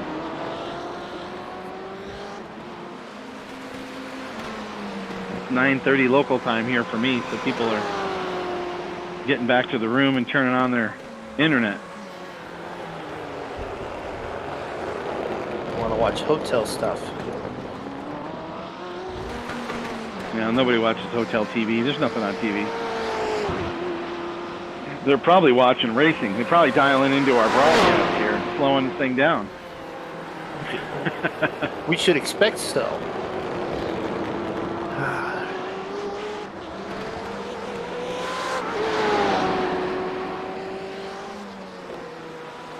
For position on track, there are no current battles going on. Even with a 14-car field, a big enough track, it's going to spread out. But every position driver is going, all I need is a little bit, and I can get another spot. Yeah. Well, Jeff and the closest action on the track is you and Aaron, and then Jeff and Philip. But they're not for position, because you are multiple laps in front of Aaron, 2 laps in front of Aaron, and Jeff is a lap down to Philip. You still do have 6 cars on the lead lap. Kyle Dooley still holding on since he last checked. And as Bill goes by with getting the 2 to go. See how accurate our simulation software is. If he just went by, that'll be the 2 to actual go. race. Yeah, 3:15, 2-minute lap. Yeah, it should be 2 minutes. Looks like Kyle's able to stay out in front. Not going to lose his lap. He's running real similar times. Just a couple tenths faster than Bill Edwards. So I'm guessing in order to stay on the lead lap, he must have got tires.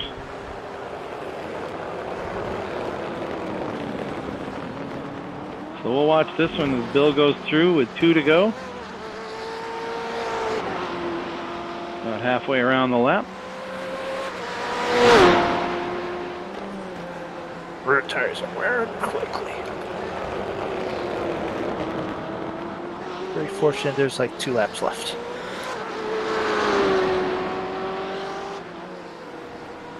I think I have a lap and a half of tires left. Well, you can always slow down a bit. I think you got a 2-lap lead on the guy behind you. So. Yeah, so yeah. He's not going to catch you in 2 laps on the last 2 laps. Unless you put it into the wall with those loose tires. Right.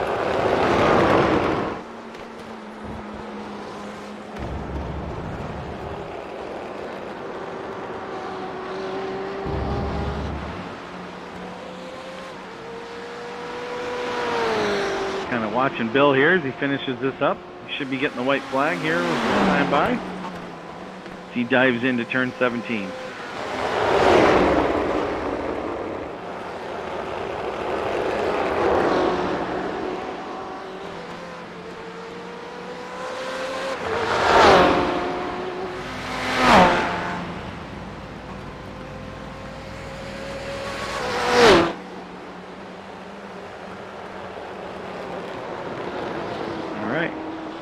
Bill goes by. We got 1 to go. Although my little scoring screen doesn't say so. I'm going to assume that 2 to go is correct.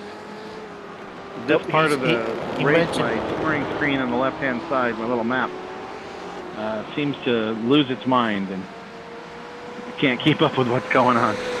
He But did there's in 50 race. seconds he did left say in the race. One to go. And He's this got a will white be the flag. last lap of the race.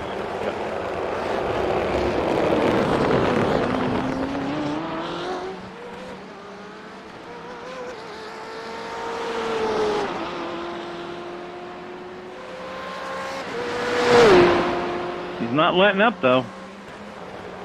Ran a 2:02 last lap, and Tim also running a 2:02. So these guys are still putting down the laps, even on the last one. Can't lose that time. He's got a 15-second lead. You let It off. needs to you be can almost smooth. If he lose goes the off rhythm. track now, Yeah. he's got 4 cars that'll go barreling on by him.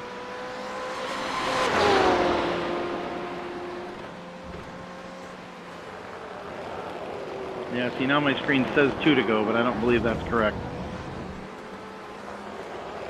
I believe this is our white flag lap. Maybe I should look for some better software. Wanted to give a shout out to our unnamed free racing sponsor of TeamViewer, letting me run this from the hotel. As Bill's going to run by here, turn 17. Coming down the front stretch for the final time. And the checkered flag is out. Congratulations to Bill. We'll let him get the car parked and see if we can have a little chat with him. I'm assuming there's going to be a hi mom in there. I'm guessing that's probably true.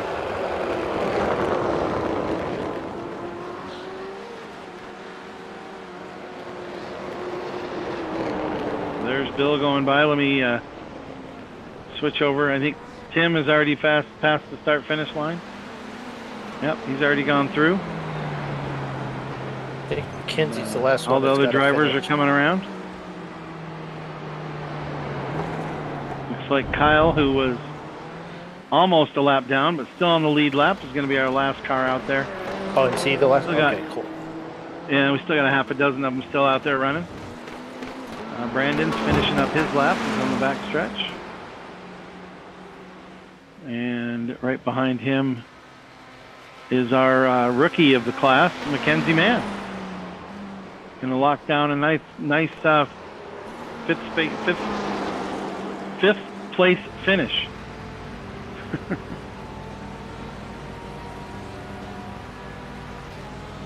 As you see Brandon come across the line. We'll switch back to Mackenzie.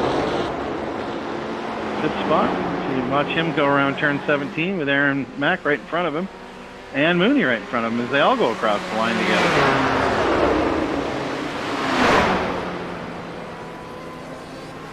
Good finish for our first timer on the group. And here comes Kyle. Bringing it around the final corner and through across the start-finish line. All right. Let me go see if I can round up a driver for you. All right. I am going to change our stream to watch a replay Bill is already in the booth. while we're Philip talking. is in the booth. Yes. Bill Edwards, are you there? I think he went for a potty break. It does happen Well, in it these was- events. Yeah, it was an hour and 15-minute race. Yeah. So let me see if I can get a replay set up here. We'll watch this race again as we're talking.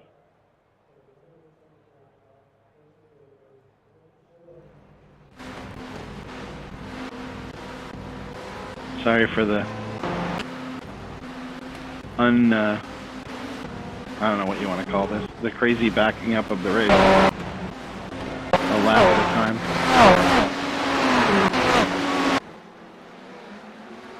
We'll All right. change our focus. Bill, how's it going? Good, nice win out there tonight. You know what I'm going to do? I'm going to pause this so we don't have the car sounds interrupting our interview. So thanks for joining us tonight in the booth after the race. Great win. Congratulations. Are you in there, Bill? Yes. You hear me? All right. So up out front early, had a little battle with the guys for a little while, and then just kind of pulled away. Yeah, Tim gave me a run for my money there in the beginning. He got a better jump on the start, but I just kept on him.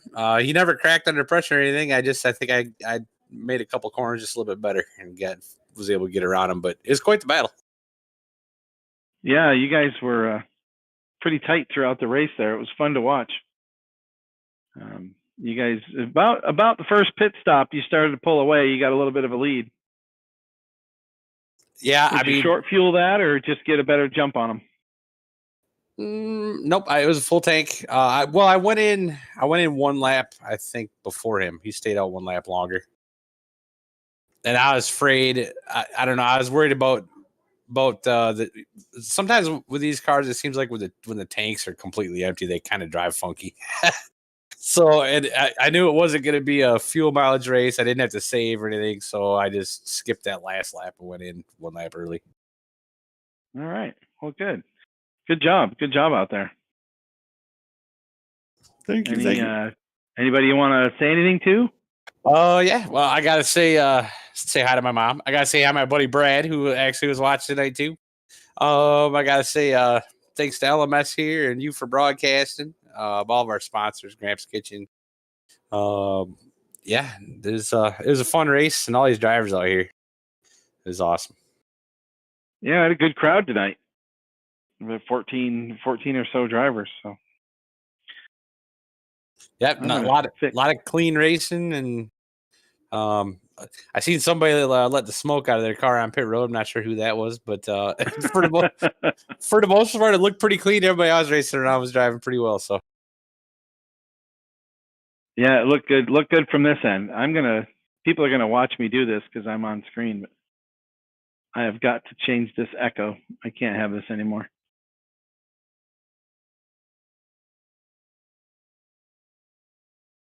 Not really sure where it's coming from. You want me to sing a song or something while you're doing that? It probably go ahead. Yeah, it'd be great. Listen, we could do Jeopardy. Do do do do do do do. No, somehow I got a little reverb going on my speakers. Not sure where it's coming from. But trying to get rid of it. You still there with us? Yep. I think me and Tim and Philip are in here too. Yep. Okay, yeah, I'm still getting a little echo. I'm hoping the folks at home aren't getting that. I don't hear it in my headset when you're talking. Okay, all right. Good. So let's drop out of the race here, and we'll take a look at the final standings. Tim Allman running a solid run tonight. How'd you feel on that second place spot? Actually, yeah, hats off to Bill, man. He was class of the field. Tried to give him something there at the beginning. I figured that was going to be my only chances to try and get out front and run away and hopefully get mired up behind somebody, but wasn't to be. He's just too quick, man. Hell of a driver. Hats off to Philip too, man. He was pushing me there at the beginning. I was worried like crazy he was going to catch up there, but we've had good battles in the past. No, all in all, I'm very happy with second place. I mean, it was a lot of fun, like Bill said. The track was getting warmer as we were going, so the tires were wearing, and like Bill said, I knew it wasn't going to be a fuel mileage race, so I just mapped it to 1 and just held her to the boards, man, and tried to keep her on the track. But yeah, we were talking about that a little earlier on with the fuel mileage. With the 75-minute race and these cars run about 30 minutes on a tank, it kind of takes that fuel mileage battle out of the way.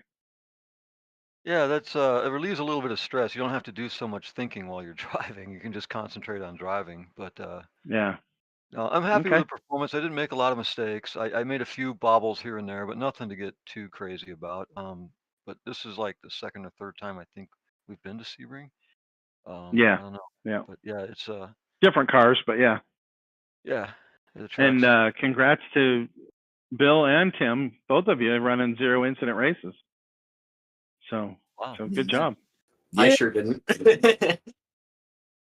Yeah. Not everybody got them. I think I ran about 2 seconds slower in the last lap just to make sure. Yeah, I did Make too. sure you didn't get any more bumps on the way. Yeah, that's a little rocky road going around that track. So, Yeah, definitely. Philip, nice third place finish. Yeah. It was quite a battle out there, especially in that first stint. I tried taking care of my tires, but I don't think it worked, and I probably should have just pushed hard the whole race. But yeah, the track just got too hot, and I was just running wide ran wide a few times. Like each one of those, like every time you run wide, like in these cars, like in GT cars in general, like these like cars with decent amount of power, like but they're so momentum based. You got to just be on it every single lap, and like if you mess up once, like if you run wide on a corner and go through the grass for a couple seconds, that loses you so much time. Um, so like, so yeah, that's pretty much what messed me up there. I tried running a lap longer than trying to overcut um on the first stop, and I ran I ran wide in the twisty section at the beginning, so that lost me any time I would have gained, and then I ran out of fuel as I was going down pit road. So Oh, that also did. It was worth a shot, but I knew it was going to be super hard to pass Tim and Bill absolutely because they were just flying, and like I think we were all pushing pretty hard, and it's just yeah. it's so hard to gain ground when everybody's so fast. I was watching the lap times there at the end for the last probably 10 laps. You guys were all running almost within 0.2 of a second on your lap times. Yeah. Nobody was gaining or losing. Yes, it So, was so hard to push, and like as the track gets hotter and hotter, the harder it is to gain ground. But yeah, I'm very happy with third. Nice job to Bill and Tim. It was a lot of fun out there, and I think I'm still in the points lead, probably a little less, but yeah, we'll have to take a peek. yeah, but yeah, it's definitely been definitely been some fun up near the front this season for sure. One of the things that'll put your points lead at jeopardy is Bill Edwards running those zero incident races, picking up I that extra know. 5-point bonus. Yeah. Yeah. So, yeah, Tim, I noticed on the start, one of your Achilles heels has turned into a strength tonight. Yeah, honestly, I saw I saw Mooney. I think it was Mooney coming up behind me. Somebody was coming up hard behind me, and I thought, that looks like a good idea. I'm just gonna pin it and hope she sticks and try and get that inside line. And yeah, I that was great. I was really excited with that. But you're right. That is my Achilles heel. I've been trying to work on that, and paid off tonight. Yeah. Yeah. Great job. Great job. So, but With a on nice behalf of all of our sponsors, grandpaskitchen.com, this is Ron from Big Wizard TV, representing Last Man Standing Motorsports. Saying thanks to everybody for watching tonight. Appreciate you being here watching our show. I've got the standings up there from the final of the race. We got Bill Edwards with the win, getting that extra 5-point bonus for zero incident. Tim Allman coming in second spot, also getting 5 points. Philip Scott in third. Brandon Dooley pulling off a fourth place finish. And he also ran in a zero incident race. So getting his extra 5 bonus points. Mackenzie Mann, first time out with us on the series, ran a real clean race, picking up a 5th spot. Kyle Dooley in 6th. Jeff Wyatt getting the 7th spot. Michael Mooney 8th. Aaron Mack in 9th. And I think that's Mike Markred in 10th spot at the end of the race, a few laps down. So thanks again, everybody, for watching. Hope you enjoyed the show. Please like, hit the little like button down there. And